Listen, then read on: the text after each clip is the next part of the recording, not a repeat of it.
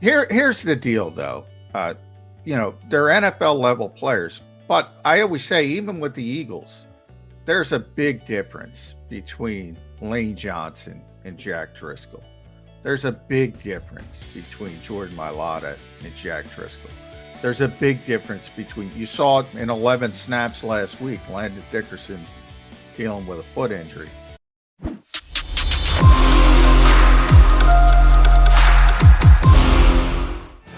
Appreciate you being here on a Birds 365 Wednesday get-together. Jody Mac, hanging with you. EJ Smith going to jump aboard in less than 20 minutes from now. We're talking a little bit about LaRaven Clark being plucked by the Tennessee Titans. And for the guys that Johnny saw going back to the 90-man roster from back in the summer, Eagles had a lot of offensive linemen in here. And they all seem to have gotten jobs in the National Football League, even though the Eagles didn't have near enough room to keep them all. And they went a little light on the practice squad, Johnny Mac. There really isn't, at least the way that it started, when guys were being picked off the practice squad, they weren't necessarily replacing them with other offensive linemen. Right now on the roster, including the practice squad, just pure numbers, I don't think you can call offensive line depth deep right now, can you? Well, the practice squad, yeah, I mean, they're tremendously deep on the 53. I mean, you got Driscoll, you got Cam Jurgens, you got Suo Petty, you got who am I missing? Who's the fourth? I'll think of it in a second. Right. But they also have. Here's the problem with those guys. Aren't all three of those guys best interior? Yeah, but Andre Diller's coming back soon. So do you know that? Yeah, I mean, it's 4 to 6 weeks. So he'll be back in October. And then all of a sudden everything's fine because Driscoll can play right tackle.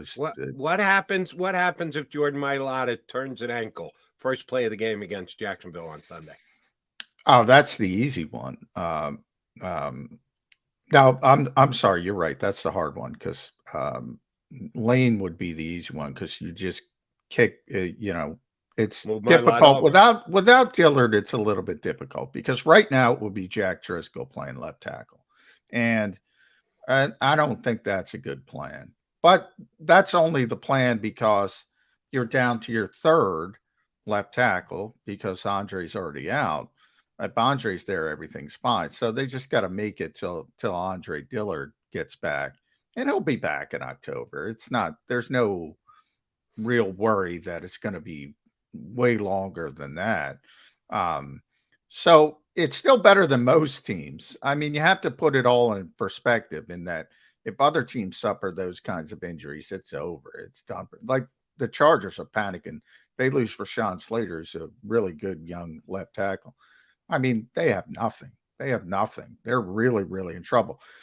Tennessee's picking up LaRaven Clark off the Eagles practice squad because they're desperate. Same thing with Detroit with Coyote Awasika.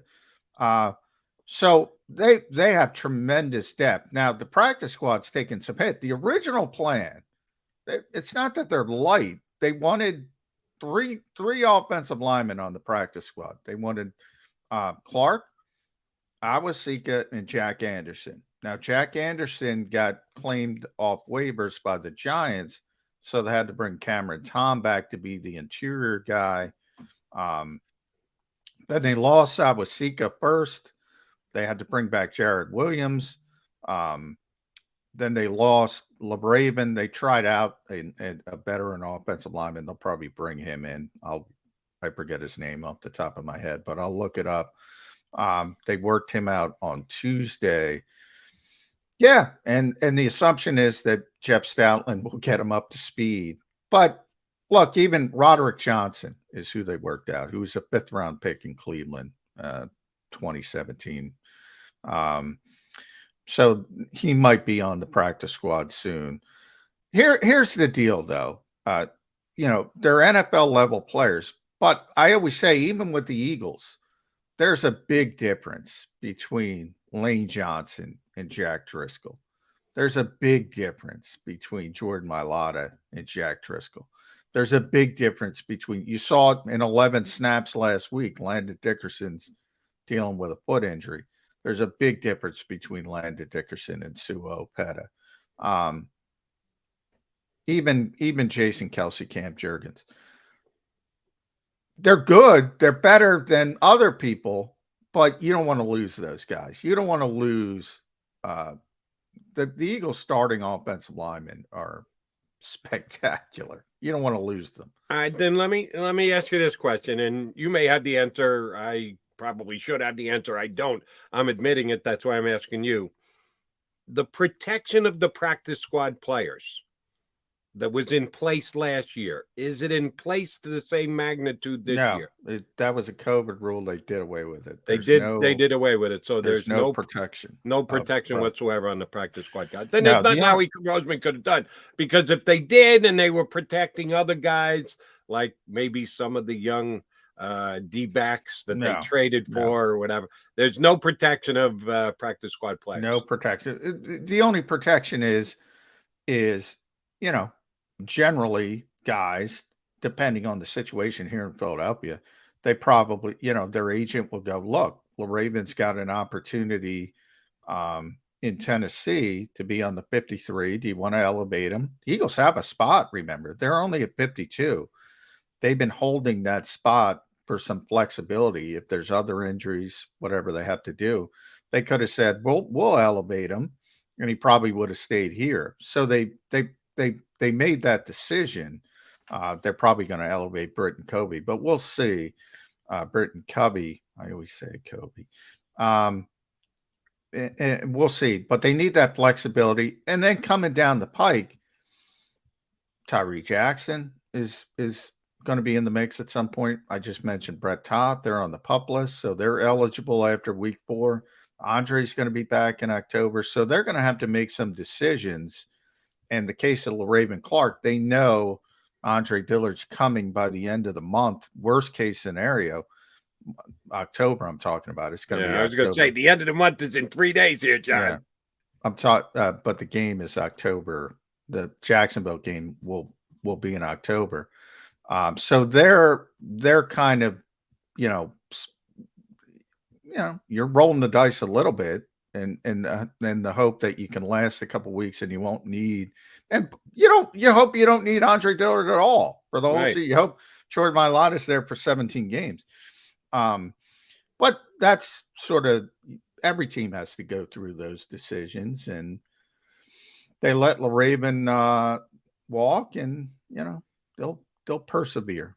So anytime a guy gets signed off another team's practice squad, it's not like a waiver claim. It's purely a negotiation by a player with an agent that you say, listen, we're thinking about adding them to our 53-man roster. Are you good with that? Because the way you described a potential conversation with LaRaven Clark's agent and Howie Roseman, that they would give the Eagles a chance to say, oh, no, we'll elevate him. We can't afford to lose him from the practice squad. We'll find that 53-man roster spot. It's not as soon as the other team puts a claim in for him and guarantees him a place on that. They get. You can sign anybody off anybody's practice squad each week until Tuesday. You can't sign anybody, so you have until Tuesday. From after a game till that Tuesday, you can sign anybody off anybody's practice squad. That particular player, as long as you give him a 53-man roster spot, is what the Eagles did with Janarius Robinson. And the guarantee is you have 3 games. So if you sign, you get 3 games. You get 3 game checks minimum. LaRaven Clark is getting 3 game checks minimum. Now, it's up to the player. The player can just say, I'm gone. Or he can give the Eagles a heads up and say, look, I have an offer. Nate Sudfeld, when he came to the Eagles, he didn't want to stay in Washington. So he just left for whatever reason.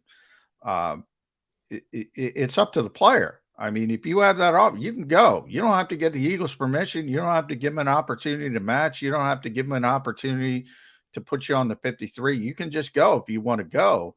But a lot of teams, when they have good relationships, and that's usually the case in Philadelphia, they will give the team a heads up and say, look, I have a 53-man roster spot. If you want to put me on the roster, I'll stay. But if you don't, I'm going to go because it's a lot more money. That's generally how it happens. Have you ever heard a story of a player who was informed by a team other than the one he's on the practice squad, saying we want you, we're gonna pick you up, we're gonna put on our 53, and the player went to the team that he's presently with and said, "Listen, I really don't want to go. I like it here. I'm comfortable here. I love the coaching staff. Blah blah blah." And the team says, "We love you too, but right now we don't have a 53-man roster spot for you. We can't. We're up against the numbers. There's nothing we can do about it. So feel free to stay. We want you to stay. We'll understand if you got to go and take that guaranteed 3 games. But if you want to stay, know full well that we still love you as an organization." Anybody ever turned it down? Yeah, there was somebody on the Eagles. I'm going to have to ask Zach. Zach Berman has the steel trap. It happened a couple of years ago. Somebody with the Eagles had an opportunity and just stayed on the practice squad. But I can't remember. I'll try to remember. I'll try to ask Zach as well. That's a pretty good sign. When a player makes that kind of a decision, that tells you got a good organization in place, that the people want to and by the way, to give you an example of the other, which is more typical, Suo Peta, Miami wanted to sign him. And he told the Eagles, look, I have an offer, and they elevated him from the practice squad. So that's the more typical. But there was one guy who turned down a promotion to a 53. And I'll ask Zach. I can't remember it. The mind is going, Jody. All right, one more quickie, and then we'll punch up BJ Smith. He's going to join us in a couple. During the last break, I ran upstairs to get a coffee refill. My wife is watching the news, as she always is. She said they just described Hurricane Ian as, right now, bigger than the state of Florida. Yeah, it's right there on Category 5. So I know Miami's getting out early to where are they playing? Tennis. And didn't Tampa go to Miami to avoid being in Tampa when the hurricane hit? And now they're getting out of Miami too. Yeah, that's we're gonna have a football interrupt this weekend, John. It's not going to go smooth sailing around the National Football League. Now, it might not affect the Eagles. Tampa will get up. Jacksonville will get up here early. They'll probably leave earlier than scheduled. Maybe they'll all be at the AEW match tonight. Are you going? Yeah, maybe. I am not. I got too much work to do. Same here. I'll catch it either live or on DVR a little bit later on because I do want to see the Philadelphia show. But yeah, maybe Jacksonville comes up early. There's going to be an interruption. There's going to be issues. There's going to be a game played in Slog somewhere. My parents live down there, so I've been on the phone with my father a couple of times. He said what's scaring them, and they're a little inland, they're in Lakeland, they're not on the coast with Tampa, but supposedly the rain is just going to continue to come down. That the winds might not be as bad as a hurricane for level 5, grade 5, whatever. But when it starts raining, it may just rain for 2 straight days.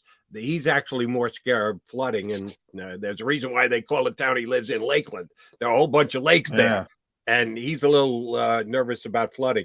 There's going to be some interruption to the NFL this weekend because of this hurricane.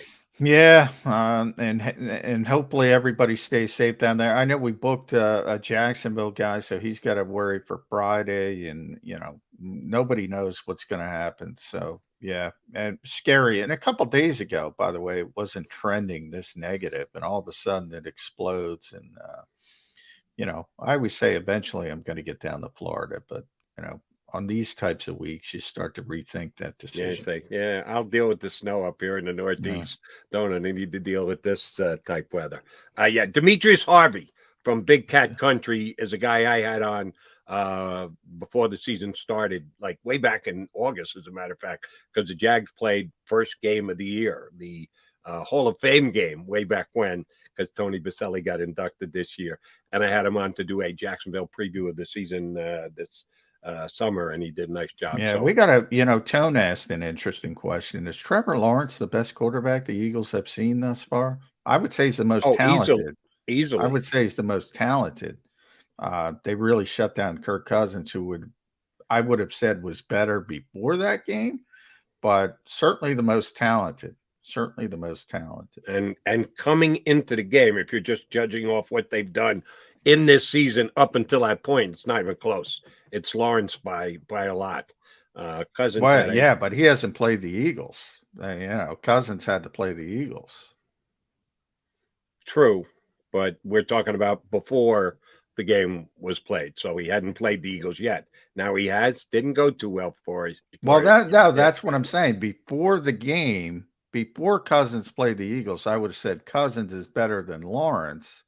But now I would probably say Lawrence is better than Cousins, but Lawrence hasn't played the Eagles yet. So we'll see. Certainly the most talented. He's John McMullen. I'm Jody McDonald. We're your Mac and Mac Birds 365 guys. EJ Smith of the Inquirer scheduled to join us next. You stay right there.